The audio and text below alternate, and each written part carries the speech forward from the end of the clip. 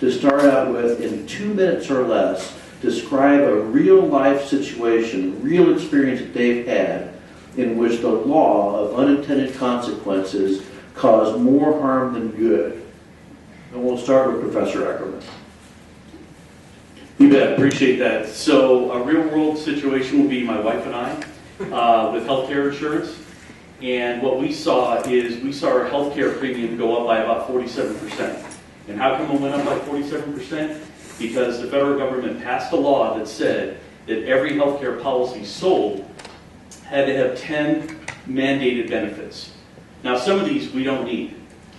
Pediatric care, we don't need. I don't need to pay for maternity care, for example, right, as a male, but I was required to pay for that. So the first thing is when you mandate these benefits, which the well-intentioned part, the good intention here is that everybody who has certain problems gets some kind of insurance. But because they mandated them, the price went up. So we saw that almost 50%, the 47% increase, and about a third of it is because of the mandated benefits. Very good. I'll tell you about one that did not pass. And I have a log home building business, and in 2009, up in Valley County, they tried to pass a scenic byway ordinance. The local county commissioners did in the cities. In that ordinance that they wanted to pass, they said every business could not store things outside if you were on that corridor. So you became a legal, non-conforming business. So you were legal, but you couldn't transfer that business, and then you wouldn't be able to store anything outside. I have a log home building business, and all our logs are stored outside. We would not be a legal business anymore. Some friends of ours who had a small repair shop, they repaired lawnmowers, they store them outside. They wouldn't be able to store them outside. This ordinance they were trying to pass pretty much put half the small businesses along the Highway 55 corridor in Valley County, would have put them all out of business. My advice is as you grow older, you need to be very active in your local county and city meetings, because they'll pass these without blinking an eye, not knowing what the consequences are going to be of the impact on the business owners. Okay. My familiarity is more with federal laws, and we had years ago Congress passed the Taylor Grazing Act, the Weeks Act, and a host of other environmental laws, all with the intention of either primarily protecting the livestock industry of the West. Arizona, Nevada, Idaho were tremendous producers of livestock, of sheep and cattle. And over the years, they have taken those laws and twisted them from even their preamble and their original intent as Congress passed those laws to basically destroy the very same industries they were designed to protect. And the same is true with the vast majority of the environmental laws. When you drive through the West, whether it's Nevada, Idaho, Colorado, Utah, wherever, the forests of the West are completely decimated with disease and overgrowth. And the rangelands of the West have been burned so much that now all we grow is invasive species of grass such as cheatgrass. So the things that had good intentions, or at least purportedly had good intentions when they were passed, have become the very vehicle by which they have destroyed the environment they are supposedly trying to protect. Well, my name is Dar Moon, and I'm a gold miner. I grew up in a gold mining family, and I worked with my father as a youngster trying to perfect a mining claim. And back pre-1984, you would be able to stake a mining claim if you could prove that it was economic and there was enough mineral richness. You could acquire title to the land, much like the Homestead Act. But shortly after 1983, when my dad and I received a patent on 2 of our mining claims, the government saw fit to cancel that, thereby excluding you from ever being able to stake your claim on a piece of America and by your own hand forging your own way and making the riches that you deserve. Well, as a consequence of that, it has locked out opportunity for Idahoans, especially because Idaho is one of the richest mineral states in the nation. And I am effectively one of the last small gold miners in the state. There won't be many more because it's virtually impossible to mine, prospect, and develop an economic resource on federal lands. And that opportunity was something I had when I was a youngster that you will never have unless your generation changes this course. And that's why I'm speaking to you. Because I hope that I am looking at the next greatest generation. Thank you, Dar. Now I'm going to play devil's advocate for just a little bit. So I'm going to advocate some principles, and I'm going to be the big liberal in the room for a little while, but I'm not really, so don't go home and tell everybody, gosh, that Freedom Foundation guy is really into big government, because I'm really not. But let's just play devil's advocate for a little bit, and I'm going to ask the panelists to help me out with my thinking. Because I don't think that legislators intend to pass bad laws or pass laws that hurt people. So tell me, for example, and I'll start with Dar, why the state legislature shouldn't increase the fines for seatbelt violations and make it possible for law enforcement to pull over a driver who's not buckled in. Wouldn't that be a good thing and helpful to people? Well, it all seems warm and fuzzy on paper, but the reality of it is, are you in charge of your destiny or is government? And when you cross the line and let somebody else secure your rights and take them from you, then that's just the first step, because it's the seatbelt, and then it's every other groupthink investment in your opportunity that you lose. And so we have to go back to our founding and understand that the liberties we were given at founding are natural liberties, and that the government that governs best governs least. And anytime they make an encroachment, even when it sounds so sweet, it's taking some of your liberty for some perceived security. And I think you all know that we've been warned against that. So if I've understood you correctly, you support people flying through windshields in accidents and dying. Did I get that correct? Of course not. You see, part of personal responsibility is to buckle up. I think those of us who are responsible and understand the possible consequences do. Maybe it's just the way it works out, how natural selection weeds out those not capable.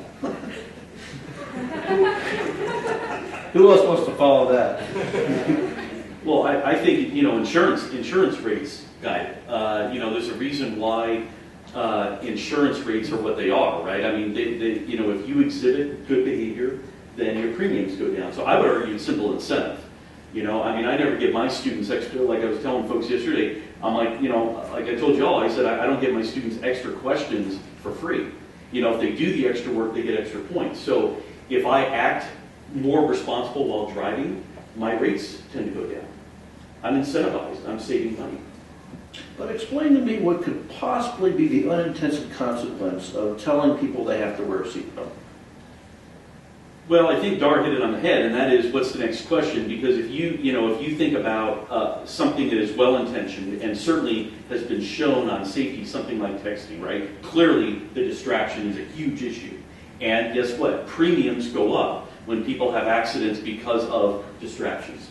So you could open that up to a lot of other things. There's a lot of stuff that can distract a person in a car. So the question is, do you want to let government pick and choose for you, which is really what Dar is talking about, or do you want to say, look, do you want to be distracted while driving, or do you want to pay attention when you're hurling down with a couple ton of vehicle? And I think it's personal responsibility, but people figure that out. They figure out that I'd rather save money and have that extra money to do something else. Nobody? Okay, that's great. Here's what I wonder, though.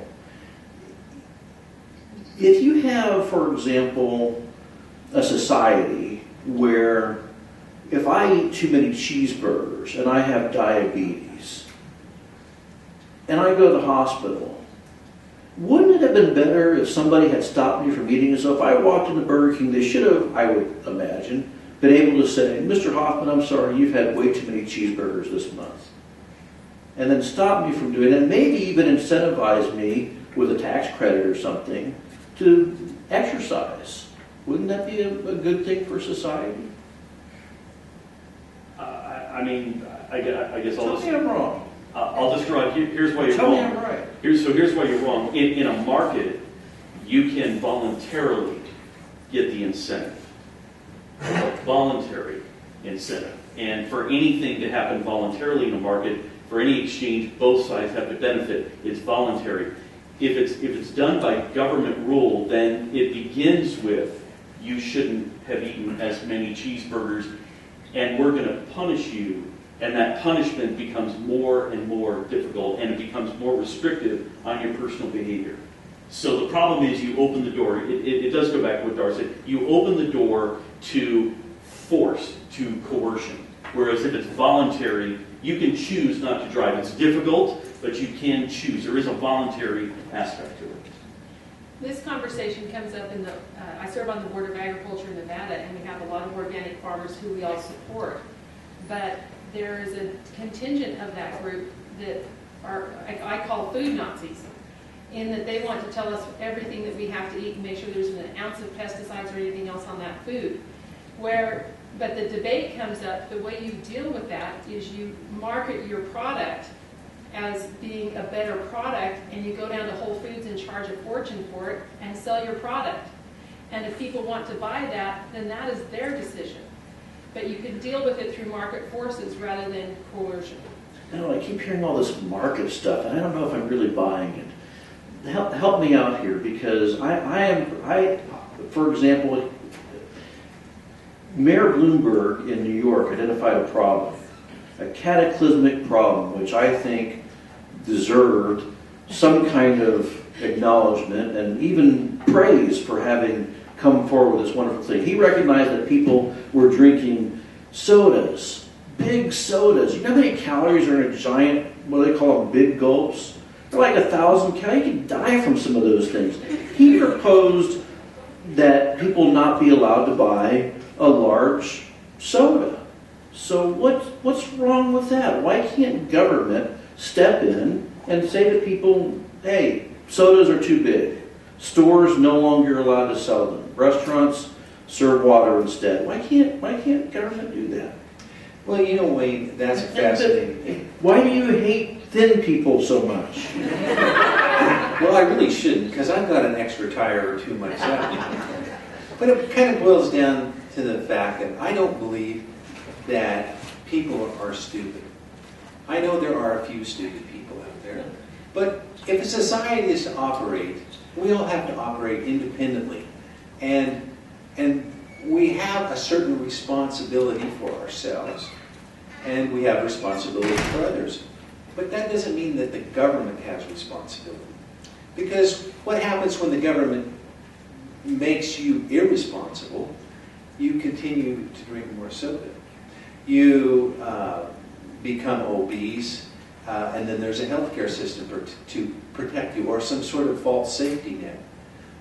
But, you know, life isn't necessarily always fair for everybody. And sometimes it's good to have an example of those who fail, because failure is an important part of individual understanding how to go forward. And those that fail, they either reform or they just don't make it. And most people, through the realization that they have responsibility, skin in their own lives, succeed, because failure is a poor option. I don't know. See, he's saying because failure equates to death. So Dar supports death. Go ahead, you got a comment. I'm really kidding. So I hope no one edits this and puts it on YouTube or something. I think the other slippery slope in all of this is you criminalize things that aren't criminal in nature. And is drinking a large soda versus a small soda a criminal act? Are we going to send the New York Police Department or New York City Police Department into the businesses on soda patrol, or are we going to send them out to take care of the real crime on the streets? So in all of these things where we try to make the state step in to control our behavior, there is also with that an element of police power that comes with that in one form or another, whether you get a civil ticket or a criminal ticket or a criminal action. Either way, you open the door for more police power for something that should not ever be criminal in the first place. It goes to the unintended consequences. If the mayors and the government is going to start telling you what you can drink, what size soda, what you can eat, it's pretty much going to be eventually become mandated. We already have some food programs that are already set up telling us what to eat. If you think about it, Jenny Craig tells you what to eat for your plan there. There's other companies, we saw one on the show Shark Tank, if you ever watched that the other day, a new company that's setting up a meal system that they deliver to your house also, and that you order. But if the government's going to start regulating, they're going to tell us what these plates are and be mandated to everybody. On the other side, you make the decisions. I saw in the store just last week a Twinkie with the Hostess cupcake chocolate topping on it with Jack Lewis' signature on top. It looked really good, but I know better than to go start eating those things. I mean, it's yummy, but you need to be able to make your decisions if you want to have something sweet one day or not, versus no choice at all. Do you remember the movie Born Free? When I was a youngster, that was out, and that was a big deal because Elsie the lion was going to be put in captivity, and the movement was to let the animals go free. And don't you want to be born free? And wouldn't you rather take the responsibility to live your natural life in our natural world by your own hand and develop your own way, like we used to do when Idaho first became a state, or when this first became a nation? So I would hope that you would choose to be born free rather than subservient to a federal government that's keeping you caged. Or a state government, or a local government for that matter. And by the way, the other experience they had in New York City is that people would simply obey the rule that said you had to have a smaller soda, and they'd get more sodas. They just would get 3 or 4 instead of just one.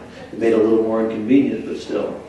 But I'm still not convinced. All this freedom gobbledygook still has me a little bit torn. And in fact, there was a really wonderful piece of legislation, absolutely fantastic piece of legislation last year in the Idaho legislature, which I've heard is conservative. We'll see. But they took this one bill and they said, we shouldn't have youngsters under the age of 18 be allowed to use tanning beds. Now, the reason for that, by the way, that was in the legislature for many years and they finally passed it. It was in the legislature for many years, the Democrats were pushing it. This year, instead of the Democrats pushing it, the Republicans pushed it and they got it passed. Interesting. But, it said that kids shouldn't be allowed to use tanning beds if they're under the age of 18 because, of course, if you use a tanning bed, you'll get skin cancer. Well, sound good to me, right? Skin cancer is bad. Kids are good. Therefore, tanning beds should be banned. What do you guys think? And what could possibly be the unintended consequences of something like that? Oh, dear.